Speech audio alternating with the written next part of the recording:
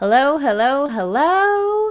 I am so excited to have you all on the Mystic Nerd Squad podcast, whether you're catching us live, streaming, or after via video or audio. You're going to get excited about this conversation today. I have been waiting to talk to Elizabeth Kipp, who is an ancestral clearing practitioner. This is something I was telling Elizabeth before we came on. I don't have a whole lot of information and knowledge about, and I'm really excited about it. And so let me tell you a little bit about Elizabeth. Elizabeth is a chronic pain specialist, a yoga-informed addiction recovery coach, ancestral clearing practitioner, yoga and meditation teacher, and international best-selling author of The Way Through Chronic Pain: Tools to Reclaim Your Healing Power. She focuses on helping people realize their power of their inherent healing. So what really excites me about this, Elizabeth, is the chronic pain piece, and that this is giving people perhaps a route to healing chronic pain in a way they may not have thought about it. So first of all, welcome. Oh, thank you so much. It's great to be here. Yeah, I think, we had been talking about before we came on that chronic pain has been an issue for people for a long time. And in the past couple years, mentally, physically, spiritually, people have been experiencing more of that. So I think it would be great for us to kind of start off the bat with defining what chronic pain is. Oh, perfect. Love the question. Chronic pain is any pain that's felt 15 days out of 30 for 3 months or more. Notice I said any pain. The brain can't tell the difference between a broken bone and a broken heart. Physical, mental, emotional, it all sends the same signal to the brain. It hurts. So that creates a wider canvas maybe for people than they maybe realized beforehand.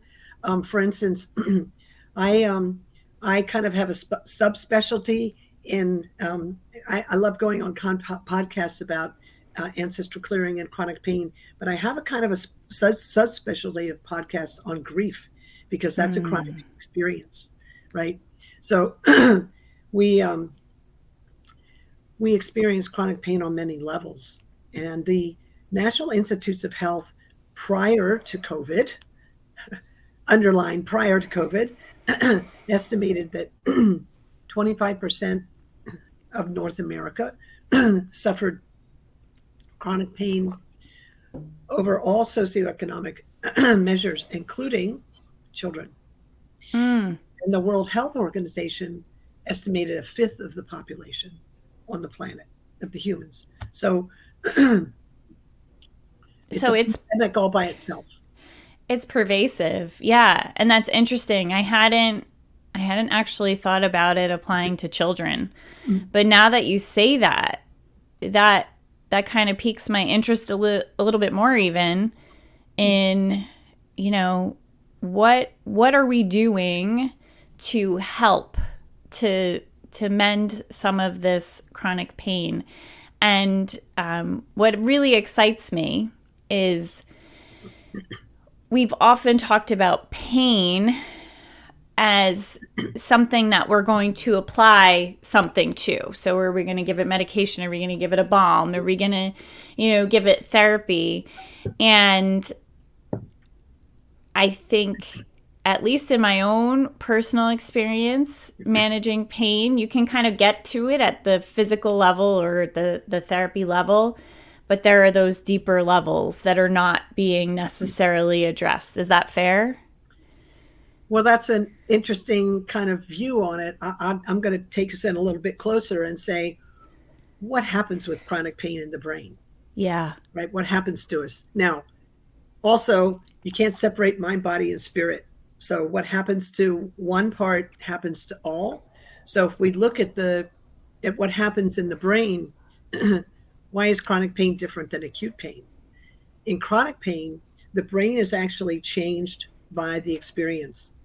how does that manifest? And anyone who has had a chronic pain experience will totally get it when I say, they'll be nodding their heads when I say this. 1, brain fog. 2, chaos.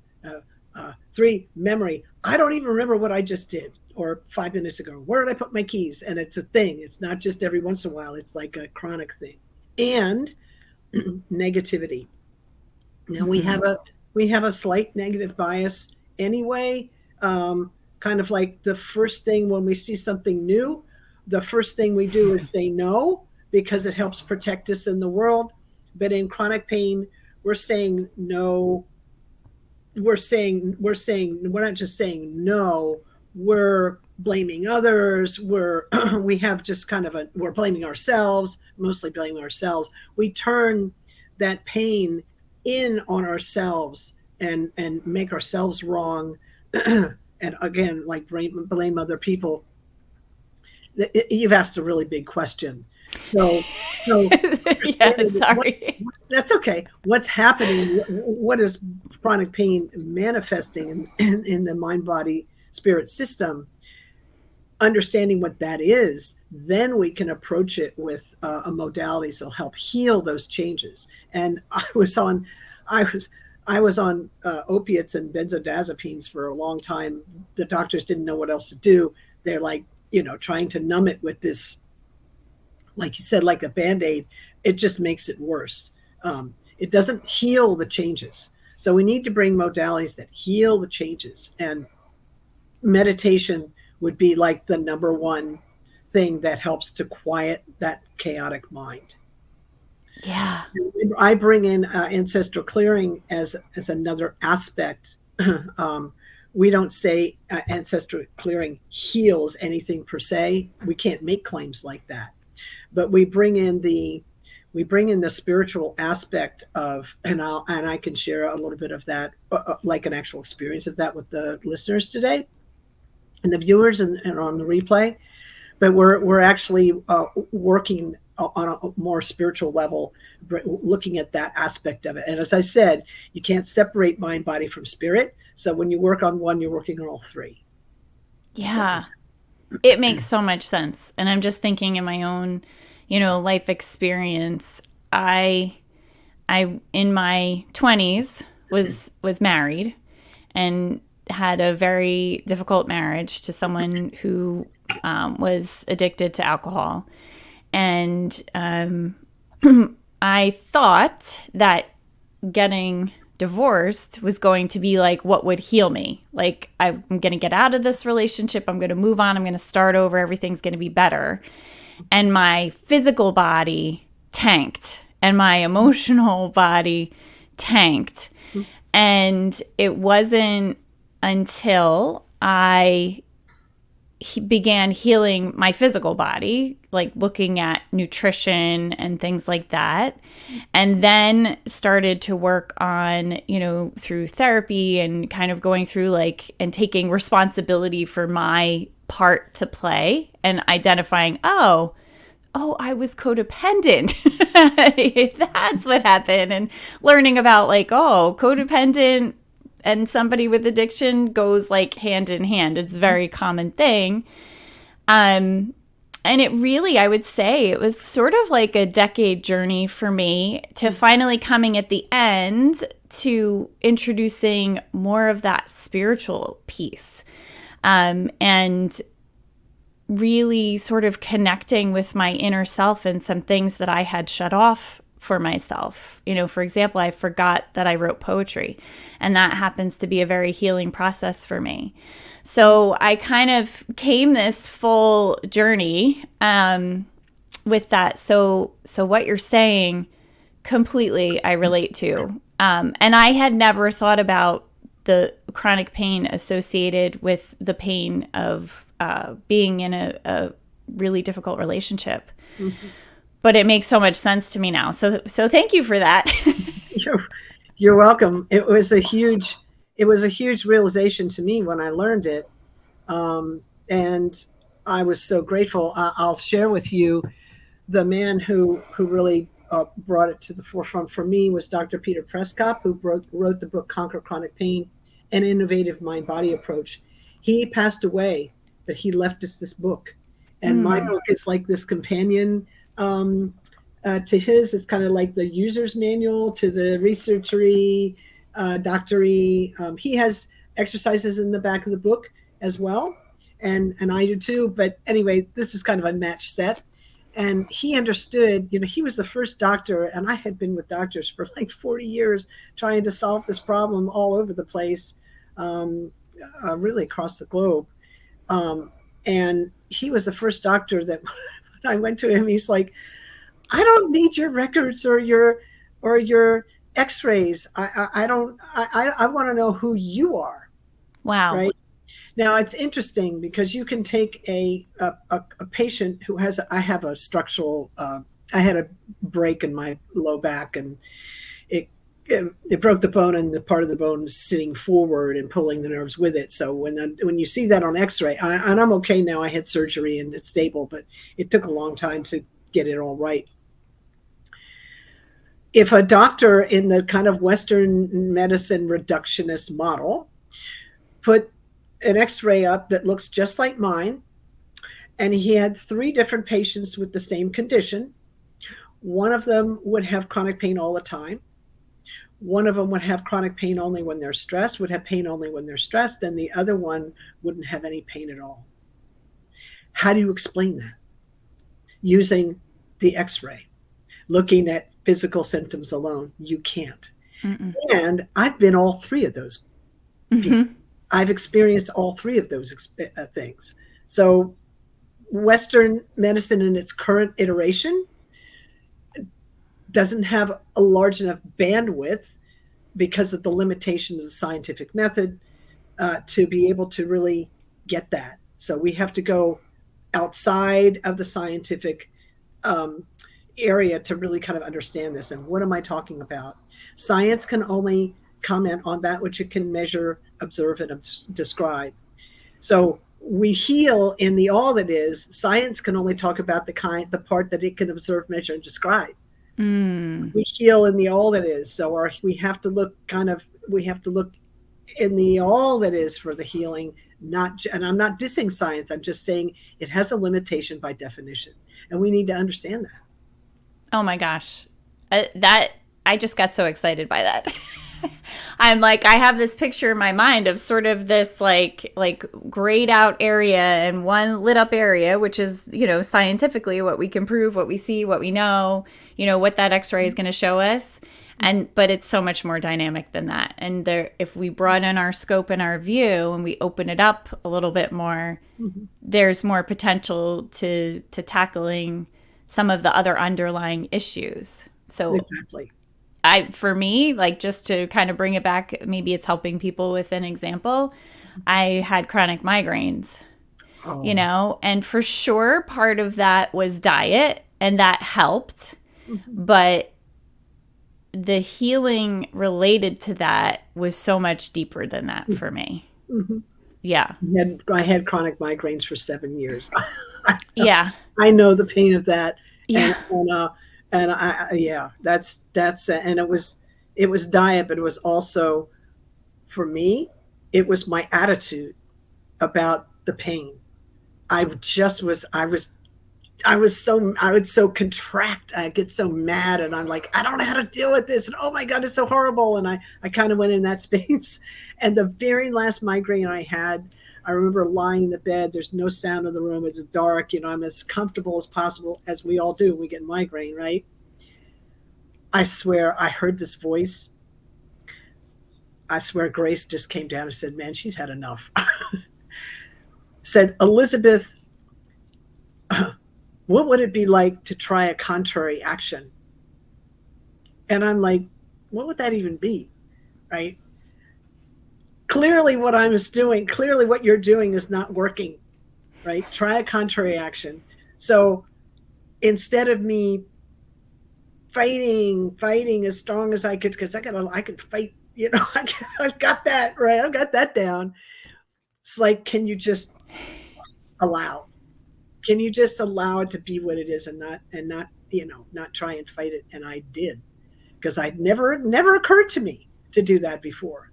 And so I completely switched direction. And you know what happened? I never had another migraine. Wow. Yeah. So it was kind of like a surrendering process. Oh yeah. Like instead of fighting, Yeah. um, it's that Yeah. release, surrender, allow it to be without judging it as negative, and wow. Yeah. Here's something else I think that's really important because, as you said earlier, um, for instance, we're all kind of programmed. When I was a kid, and somebody would hurt themselves, or I bumped myself, or whatever the problem was, the adults in the area would rush in to stop the pain, right? So we're in a war with pain. It's bad. We have this is all this judgment around it. Nobody ever said, but I'm saying it now, pain is part of healing. It's part of healing. So let's stop fighting with it. Let's understand that it's there to serve us. And we just have to understand its message and get out of its way, because the body has this just miraculous intelligence in it that knows how to heal. And our attitude about the healing process keeps it from acting, naturally. It gets in the way. Yeah. Oh, I can relate to that so much. Yeah. Like, and we also call in more pain when we sort of complain about it or dwell on it, or it becomes like it's almost your identity. I'm a chronic pain sufferer. I'm a chronic migraine experiencer. Like, this is something, this is who I am. Yeah. And when we attach an identity to something, our ego doesn't want to let it go. Well, then we're really in trouble, because we've gotten confused with who we are and who we aren't. And Yeah. it's like, wow. So you said something really important about widening our view. And that takes us right into the ancestral clearing aspect of, because I'm really, I do chronic pain. I help people with chronic pain. And then I have all these other hats underneath it. It sounds like I have all these hats, but ancestral clearing, yoga, meditation, addiction recovery, it's all under this, like, can we help with the chronic pain problem, right? So they're all things that I use to help with the chronic pain problem. And the ancestral clearing part's very interesting to me, because spiritual teachers have been telling us forever that we come into this life with the gifts and the burdens of our ancestors. And we know from the work with Watson and Crick about DNA that we do that information's passed from one generation to another. Eye color, hair color, other kinds of characteristics. And I'm going to open that model a little bigger to include kind of the quantum physics, in terms of the quantum physics tells us that past, in the present moment, we can access past, present, and future. It's all here. So imagine this. The egg that was you, Kelly, wasn't just in your mother first. It was in your grandmother first. Okay? So you're experiencing the frequency of energy that your mother felt and your grandmother. Mm-hmm. And the egg that was you, that was in your grandmother first, that she was in her grandmother. Mm-hmm. See, it goes back and back like that. So that's kind of another way of understanding, like, how does this stuff get passed down from one thing to another, one person to one generation to another? It's really interesting to me. Now I do ancestral clearing. I've been in this for a little over 8.5 years, and work the process with somebody almost every day on the planet somewhere, with this beautiful virtual world we have. I do group and individual stuff. When COVID isn't happening, I do live sessions out in the world, which is kind of fun. But the important thing is that it's important to recognize that who I am in this moment, I'm the culmination of lots of trial and error that happened through many generations that came to me. And now I have the opportunity to, what am I going to do with this information? Now, not all the information is positive. Some of it is the result of all unresolved traumas and experiences in past lifetimes. For instance, most viewers probably know someone, perhaps the women in their family, but not necessarily, who's a chronic worrier. Worry. They carry worry energy. They're always worrying about fretting, right? Yep. That's not necessarily something they developed in that they may have developed in this lifetime, but more likely they came in with that. We kind of come in with. I came in with a gift of gratitude, which was interesting because that's always been a tool for me. When things get bad, I'm like, oh, but I have this, right? I've always done that, and I didn't dream that up. It was the gift that came with me. But I also came in with a very high energy of some of which was contributed into my early life. But I still feel like I came in with a lot of, oh, now what's going to happen kind of energy. Very like, so hypervigilant kind of. Now that's something that, of course, my own childhood experiences really locked that in. But I feel like I kind of always had this. And that makes sense too, because how else are we supposed to stay safe in the world to reproduce to the next generation? Right. So you see, this stuff comes down with us. There's just two very small examples of many. Yeah, very relatable, and I think it's relatable for parents too. You sort of have this plan for your kiddos and then they're born and then they have these identities and these qualities that they're born with that you didn't necessarily foster in them. They have it. And from where did it come? Sometimes you wonder. And I can relate to it individually in that I can remember being very hypervigilant as a child, and there wasn't really an environmental reason for it. I was just sort of born that way, came in with a lot of just empathic tendencies, like very much reading the literal room, reading people.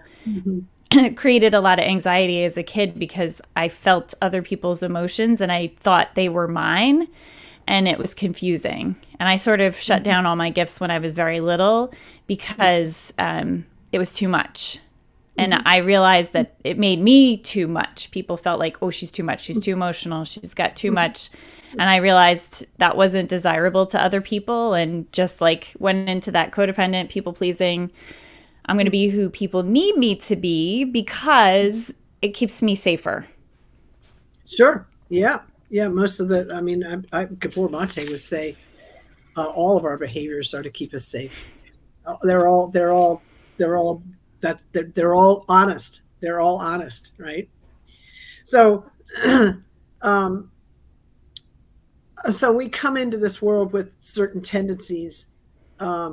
I had left-handedness, and that created some, and I had a kind of a learning. It's not full-blown dyslexia, and they didn't know what that was back when I was in school, but they didn't have a name for that.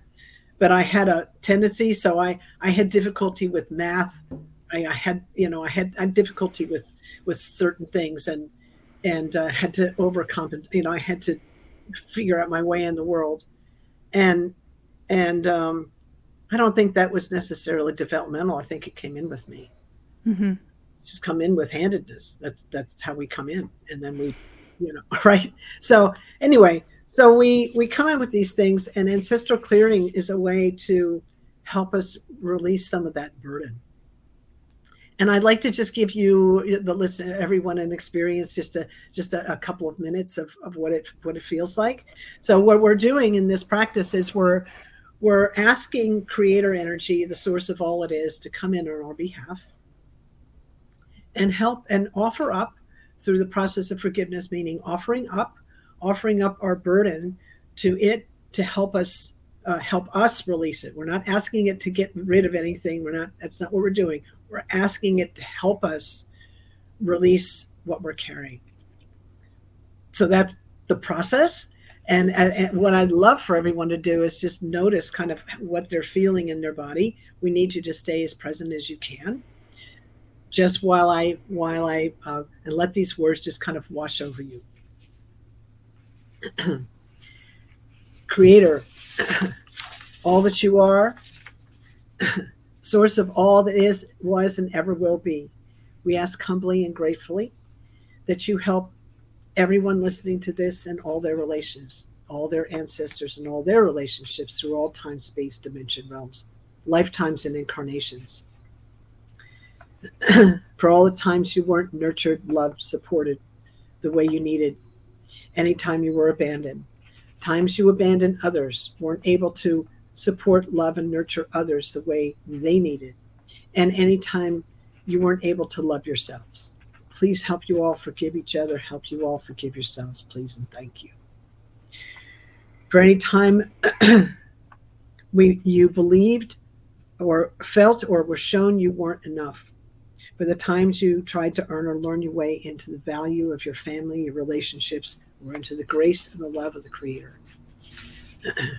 For all that led up to this, please help you all to forgive each other, forgive yourselves. Be at peace with each other and at peace with yourselves. Please and thank you. For all empathic hurts and wrongs, times you took on others' unresolved issues, carried or shouldered their burdens. For all adversity, struggle, and hardship you saw, especially as children. Please help all of you to forgive each other, forgive yourselves, all family members' relationships. Times this was done to you and times you did this to others. Please and thank you. Please and thank you. For the times you weren't shown or encouraged to stand up, speak up, and do things your way. For the times you didn't feel safe to say no when appropriate. Please help you all forgive each other, help you all forgive yourselves. Parents, family members, relationships, help them all forgive you and help you all forgive yourselves. Please and thank you. Please and thank you. Please lead, guide, and direct all of you into your perfect light, love, and light. Now and forever, please and thank you. Now, take a breath in and let it out. And then see what feels in the body. Wow. That was incredible. If it's okay with you, can I just describe kind of what I felt? Absolutely. Yes, please share. So immediately I felt the room open. I felt space open. I felt like I had support at my back. I felt like I had hands over my heart. And I got a little emotional. That was just such a beautiful practice and so simple. Thank you. That felt really good. You're welcome. You can see why I like to do this. This is one of my favorite things to do.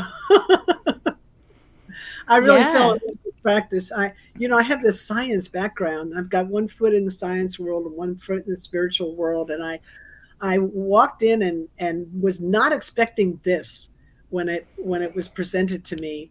And I was in so much pain. And I was in a room full of other people that were loaded up with pain.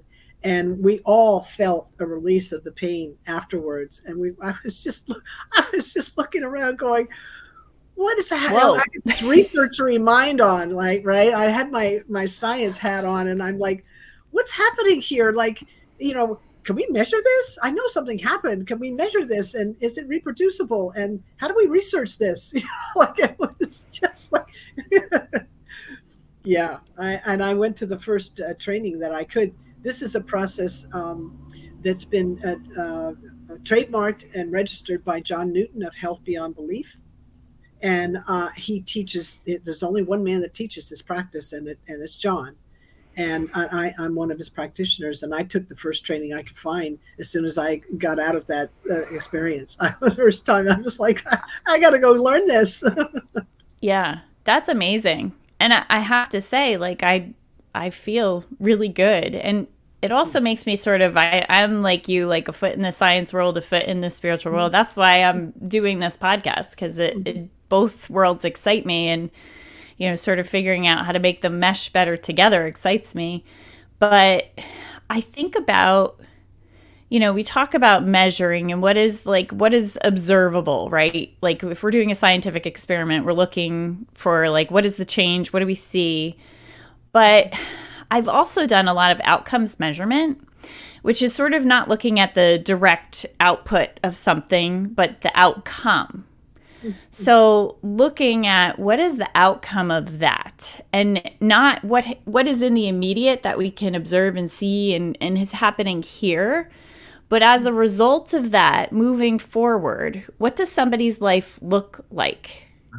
If they're accepting that deep a level of forgiveness and healing, and almost taking on healing for present, past, and future times, how does that then inform how someone moves forward in their life and what they do with their life? And so I'm just kind of like curious, is there a different way, a new way of sort of looking at what the outcome is versus what that direct link is to what just happened in the moment,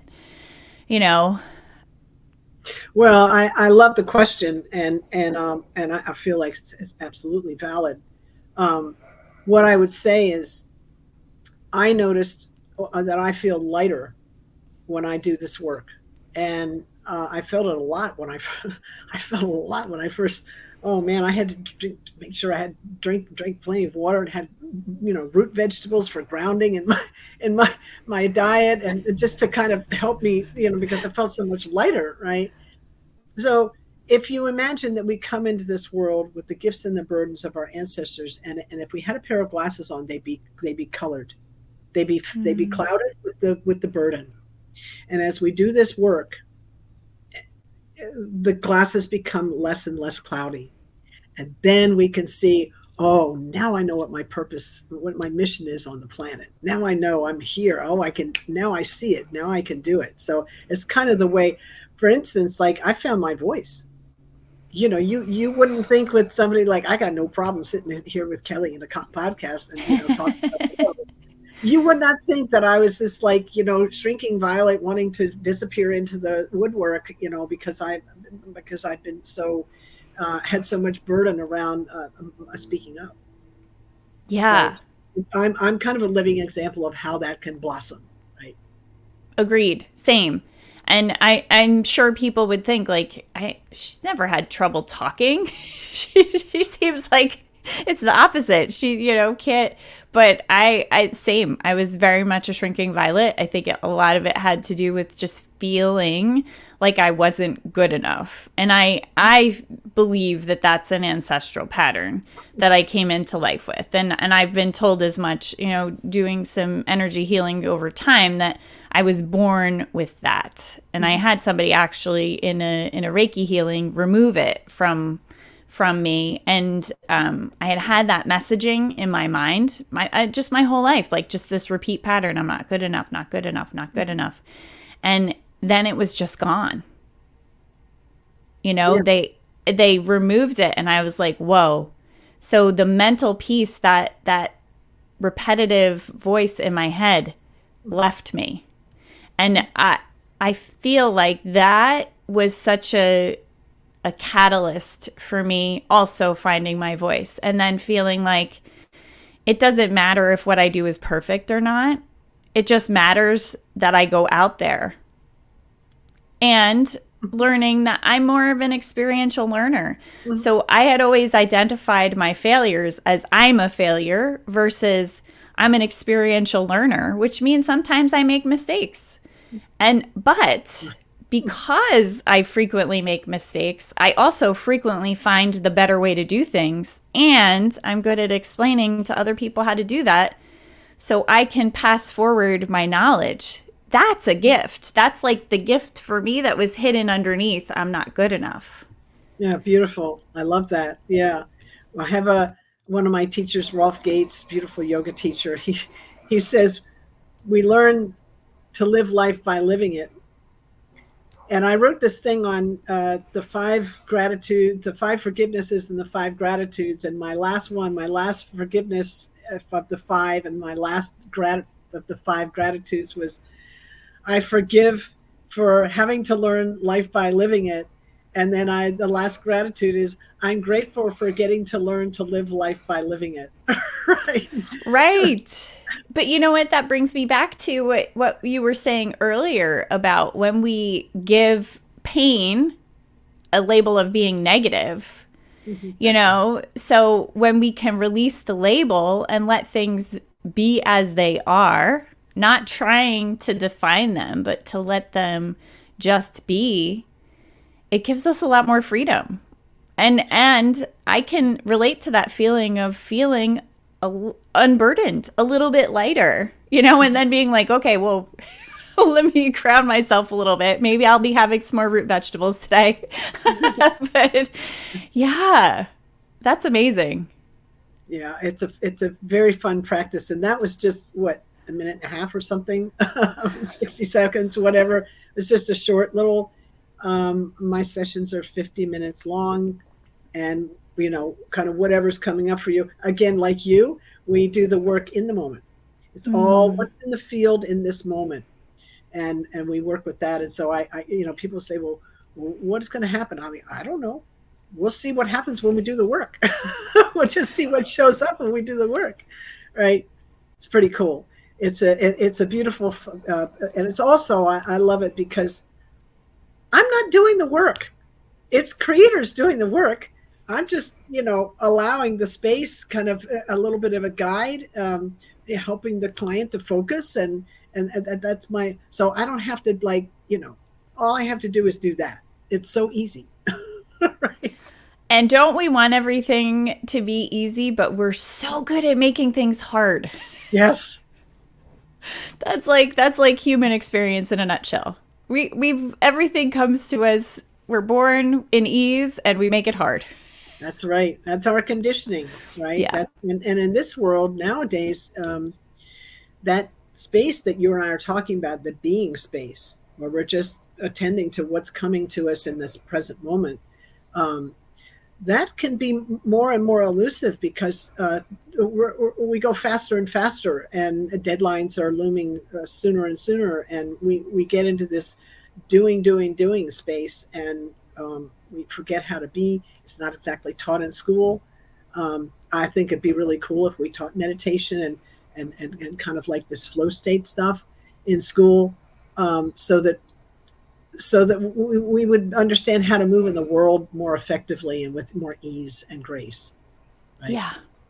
Yeah. I work with kids in my day job, and if anything, these past couple years, we've learned the implications of, you know, social distancing and, you know, literally cutting people off from each other, and how, as human beings, we thrive in our connection.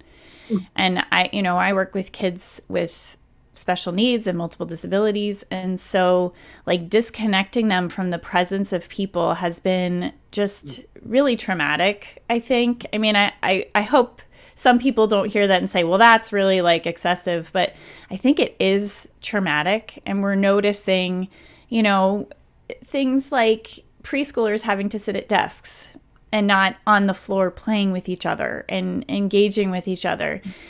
And so one of my passions is, how do we bring that mindfulness and that healing space to our kiddos, because their resiliency is so important. Yes. You know? And you've said the magic word, connection. You know, when I took biology, which is a while ago, this was not part of the list, but it is now. Connection is a biological imperative. You know, that was not, connection is a biological imperative, was not on a list of biological imperatives. It is when I took biology, but it is now. And so it's so important, to recognize that, you know, quantum physics tells us that we're not just connected, we're enmeshed and entangled. So what happens to one happens to all. And so how do we do with that? This is Mystic Nerd Squad territory here. Oh, yeah. What do we do with that? So the way I kind of, see that is as Elizabeth, I'm here in this field. What I'm putting out, I try and put out things that are consciously put out, intentionally put out, and what kind of energies behind that. Am I all upset and angry, or am I putting out, positive healing kind of energy?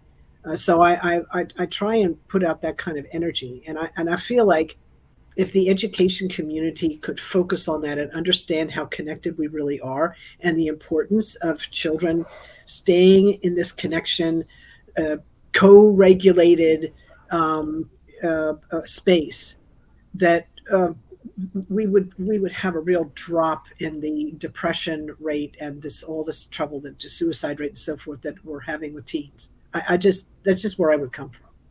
100%. I'm with you. And I'm an occupational therapist. My specialty is sensory integration. I work on regulation a lot with my students, and I see so much empowerment come from that ability to sort of identify how you're feeling, to recognize choice. I feel angry. I can choose to hit someone, which is not a good choice, or I can choose tools that help me to regulate myself and to be back available to learn. So I feel like I kind of get in there, in that healing place, while still remaining in the realm of the scope of practice and working in a school and working with children. And really I'm there as a related service professional there to support them in their participation in school.